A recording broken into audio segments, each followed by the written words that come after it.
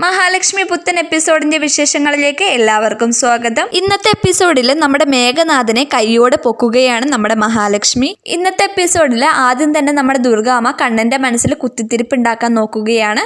എന്നാൽ അതിലൊന്നും നമ്മുടെ കണ്ണൻ വഴങ്ങുന്നില്ല. അതിനുശേഷം നമ്മുടെ മഹാലക്ഷ്മി പുറത്തിറങ്ങി ഇങ്ങനെ ആലോചനയിലാണ്. സാഗറിനെ കുറിച്ചാണ് മഹാലക്ഷ്മി ആലോചിക്കുന്നത്. താൻ ഒരു അനിയനെ പോലെയാണ് സാഗറിനെ കണ്ടത്, എന്നിട്ടും സാഗർ ഇങ്ങനെ ചെയ്യുമെന്ന് പ്രതീക്ഷിച്ചില്ല എന്നൊക്കെയാണ് മഹാലക്ഷ്മി ആലോചിച്ചു കൊണ്ടിരിക്കുന്നത്. ആ സമയത്താണ് സാഗർ മാപ്പ് ചോദിച്ചുകൊണ്ട് മഹാലക്ഷ്മിക്ക് ഒരു മെസ്സേജ് അയക്കുന്നത്.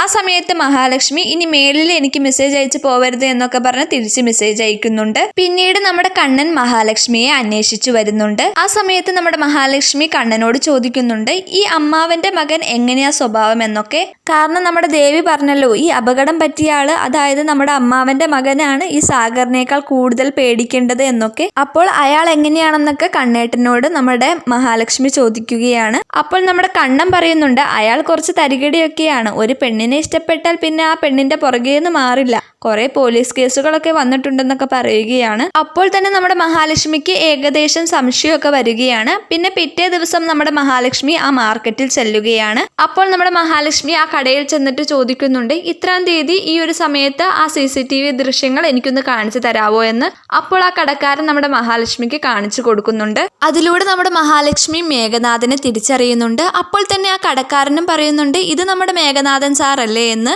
അങ്ങനെ മഹാലക്ഷ്മി അറിയുകയാണ് ആ അമ്മാവന്റെ മോനും മേഘനാഥനും ഒരേ ആളാണെന്ന്. പിന്നീട് കാണിക്കുന്നത് കണ്ണൻ ഓഫീസിലിരിക്കുന്നതാണ്. അങ്ങനെ നമ്മുടെ കണ്ണൻ സാഗറിനെ ഓഫീസിലോട്ട് വിളിക്കുകയാണ്.